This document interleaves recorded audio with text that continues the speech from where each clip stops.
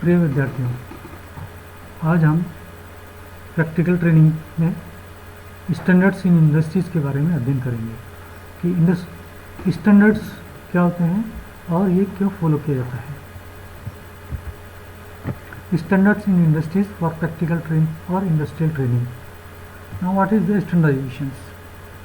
It is the process of formulation and applying rules for an orderly approach to a specific activity for the benefit and with the cooperation of all concerned, and in particular for the promotion of optimum overall economy, taking due account for functional conditions and safety requirements. ये formulation का process है, नियमीकरण या सूत्रीकरण का, and applying rules, और rules apply करने के लिए फॉर एन ऑर्डरली अप्रोच, एक व्यवस्थित अप्रोच के लिए, टू ए स्पेसिफिक एक्टिविटी, कोई स्पेसिफिक एक्टिविटी करने के लिए, for the benefit and with the cooperation of all concern, जिसमें कि सभी का भला हो और सभी का सहयोग रहे, and in particular for the promotion of optimum overall economy, जिससे कि ऑप्टिमम ओवरऑल इकोनॉमी रहे का प्रमोशन हो, taking due account for functional conditions and safety requirement, जिससे कि फंक्शनल कंडीशंस और सेफ्टी रिक्वायरमेंट्स फुलफिल होती हैं।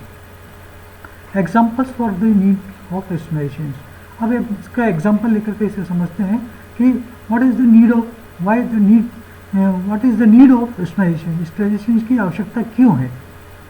Now international organisation for standardisation ISO in Geneva had decided a international system of unit in CGS which are modernized in MKS, RMKSA etc. systems.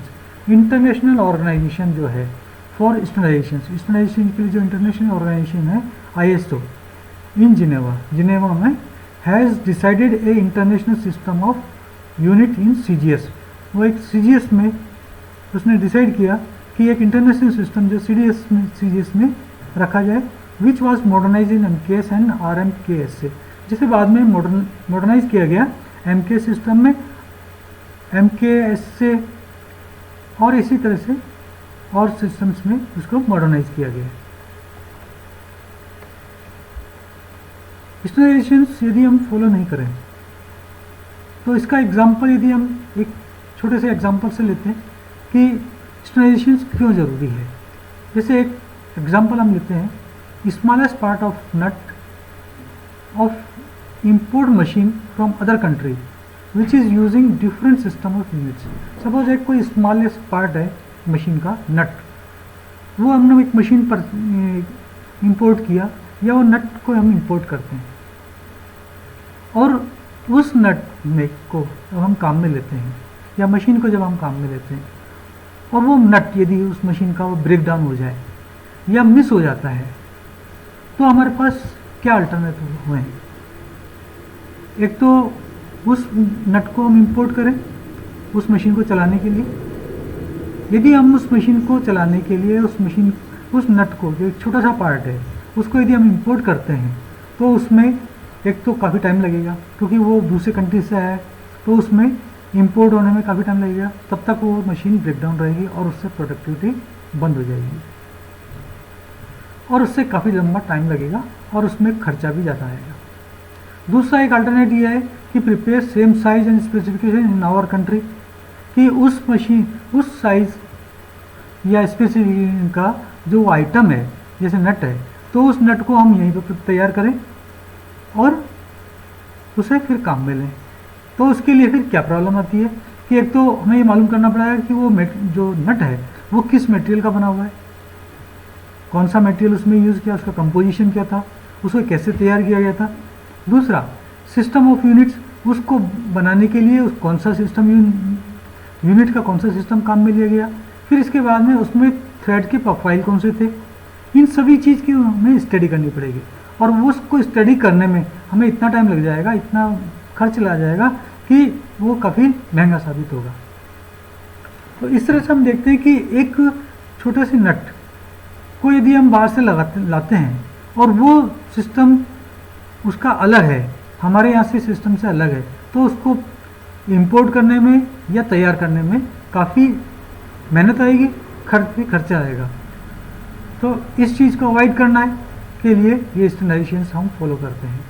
दूसरा example हम लेते हैं कि the distance in 2 units of system, कि कोई एक board है, sign board है, उस पर 2 यूनिट सिस्टम को फॉलो किया गया है। जैसे एक तो माइल्स फॉलो करें, माइल्स में लिखा हुआ है एक यूनिट, एक डिस्टेंस तो, और दूसरी डिस्टेंस यदि मान लो किलोमीटर में लिखी हुई है। एक साइड में तो वो माइल्स में लिखा हुआ है और दूसरी साइड में किलोमीटर में लिखा हुआ है। अब यदि हमें जाना है तो हम कौन सी साइड को फॉलो करें, माइल्स वाली को फॉलो करें या किलोमीटर वाली साइड को फॉलो करें। 2 पाथ हैं, एक माइल्स वाला है, एक किलोमीटर वाला है। अब हमें ये मालूम नहीं कि माइल्स बड़ा है या किलोमीटर बड़ा है, माइल्स में कितना होता है, किलोमीटर में कितना बड़ा होता है। तो उन दोनों सिस्टम को जब हम फॉलो करते हैं तो ये मालूम नहीं पड़ता है कि कौन सी डिस्टेंस ज़्यादा लंबी है, और हम ये डिसाइड नहीं कर पाते कि किस रास्ते से जाना चाहिए, माइल्स वाले को फॉलो करें या किलोमीटर वाले को फॉलो करें। तो इस तरह से इस डिफ़िकल्टी को ख़त्म करने के लिए एक यूनिक सिस्टम को फॉलो करना किया जाता है कि या तो जैसे पहले माइल्स को फॉलो कर रहे थे, अब किलोमीटर को हम फॉलो कर रहे हैं। तो nowadays all countries are using same system. तो इसलिए सभी जो कंट्रीज़ हैं वो एक सेम सिस्टम फॉलो कर रही है, सेम सिस्टम ऑफ यूनिट्स को फॉलो कर रही है। इंडियन स्टैंडर्ड इंस्टीट्यूट एक्ट और apply this standard units of system in our country. Indian standard institute जो है हमारी कंट्री में, वो इसको अप्लाई कर रही है हमारे कंट्री में। इस तरह से हम स्टैंडर्डाइजेशन को यदि फॉलो करते हैं तो उसमें समय की बचत होती है, मेहनत भी कम लगती है और उसमें कॉस्ट भी कम आएगी। तो यहाँ पर स्टैंडर्डाइजेशन को फॉलो करना अति आवश्यक है। HMT has 10,000 standards. HMT Ajmer जो HMT के जो यूनिट्स हैं उसमें करीब 10,000 स्टैंडर्ड्स को फॉलो किया जाता है। अब आप एक एग्जाम्पल है, एग्जाम्पल है M050204। इसमें इस स्टैंडर्ड में देखिए M0502 ये जो है this is use for standard, और जो 04 है this use for size of nut के साइज के लिए 04 यूज किया जाता है। अब इसमें जो फर्स्ट सिंबल है M, this can be replace by 2 symbols L and N। इसको हम L या N से भी रिप्लेस कर सकते हैं। L is the basic standard tolerance and unit, और M is the standard for BOP etcetera, and N is the for tools and equipment, lathe tools, rammers tools and others. And second and third digit have symbols 0, 1, 2, 3, 4 and so on up to 9. And these represent the further sub classification of these groups. और ये आगे फिर इसका सब classification होता है। Now what are the advantage of standardization? अब standardisation के एडवांटेज क्या हैं, इसके क्या क्या लाभ है। ये रिड्यूस करती है वैरायटी ऑफ आइटम्स, आइटम की वैराइटीज़ को रिड्यूस करती है। अलग अलग प्रकार की जो वैराइटीज़ है वो इसमें कम हो जाती हैं, जिससे ओवरऑल कॉस्ट कम होती है। एंड ओवरहेड कॉस्ट, ऊपरी खर्चों को कम कर देती है। लेबर कॉस्ट, लेबर के जो कॉस्ट है वो कम हो जाएगी, क्योंकि एक यूनिक आइटम बनना शुरू हो जाएगा, एक जैसे आइटम बनने शुरू हो जाएंगे तो लेबर कॉस्ट भी कम हो जाएगी। मटेरियल कॉस्ट कम हो जाएगी, अलग अलग के लिए अलग अलग मटेरियल नहीं लगाना पड़ेंगे, एक मटेरियल एक जैसा होगा तो उसमें मटेरियल कॉस्ट भी कम हो जाएगी। स्टॉक इन्वेस्टमेंट कम हो जाएगा, क्योंकि हर एक को स्टॉक में नहीं रखना पड़ेगा, एक जैसी चीज़ को ही हमें स्टॉक में रखना है, बाकी अलग अलग वैरायटी के हमें स्टॉक करने की आवश्यकता नहीं आएगी, तो स्टॉक इन्वेस्टमेंट कम हो जाएगा। स्टोर स्पेस, जब स्टॉक कम हो जाएगा तो स्पेस भी कम आवश्यकता होगी, कम स्पेस की ज़रूरत पड़ेगी। Spares and maintenance cost, space भी कम रखने पड़ेंगे, अलग अलग स्पेस रखने की आवश्यकता नहीं है, अलग अलग यूनिट्स के स्पेस रखने की आवश्यकता नहीं है, और मेंटेनेंस कॉस्ट भी कम हो जाएगी। देन इक्विपमेंट कॉस्ट कम हो जाएगी, कि इक्विपमेंट्स जो है जैसे एक नट बोल्ट्स हैं उसके यदि स्टैंडर्ड सेम एक ही स्टैंडर्ड हम काम में ले रहे हैं तो उसके लिए स्पेनर्स भी वही होगा, अलग अलग यूनिट्स के स्पेनर्स नहीं रखने पड़ेंगे काम करने के लिए, तो इक्विपमेंट कॉस्ट या टूल्स और इक्विपमेंट्स कॉस्ट जो होती है वो भी इसमें कम हो जाएगी। Then improve the availability of parts, parts की अवेलेबिलिटी इम्प्रूव हो जाएगी कि वो पार्ट्स हमें लोकल भी अवेलेबल होगा। यदि हम सेम यूनिट्स को फॉलो कर रहे हैं और कोई मशीन यदि बाहर से मंगाई है और उसका पार्ट यदि टूट जाता है और या ख़राब हो जाता है तो वो हमारे लोकल मार्केट में भी वो पार्ट अवेलेबल हो जाएगा। जैसे नट बोल्ट्स है वो टूट गया, ख़राब हो गया, तो हम वो लोकल मार्केट से भी लेकर के उसको लगा सकते हैं, तो इंटरचेंजेबिलिटी बढ़ जाएगी। तो अवेलेबिलिटी भी बढ़ जाती है उसकी, कि वो अवेलेबल लोकल भी अवेलेबल हो जाएगा। देन मैनेजमेंट कंट्रोल, उसको इजीली मतलब मैनेजमेंट इजीली उसको कंट्रोल कर सकता है, तो मैनेजमेंट कंट्रोल बढ़ जाएगा, वो इम्प्रूव हो जाएगा।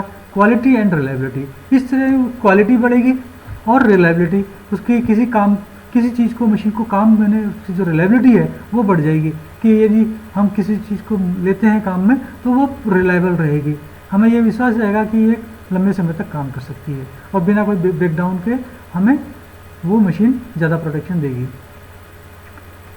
Now standardisation increase in customer satisfaction, जो स्टैंडर्डाइजेशन है वो कस्टमर का सेटिस्फेक्शन को इंक्रीज करता है। देन मैन्युफैक्चरिंग एफिशिएंसी को इंक्रीज करता है, मैन्युफैक्चरिंग अच्छी होगी और उसकी दक्षता बढ़ जाएगी मैन्युफैक्चरिंग में। देन कम्युनिकेशंस एक दूसरे से कम्युनिकेट इजीली कर पाएंगे।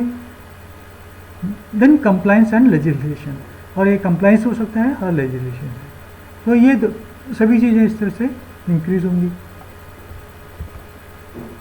नाउ रेफरेंस है HMT अजमेर। थैंक्स।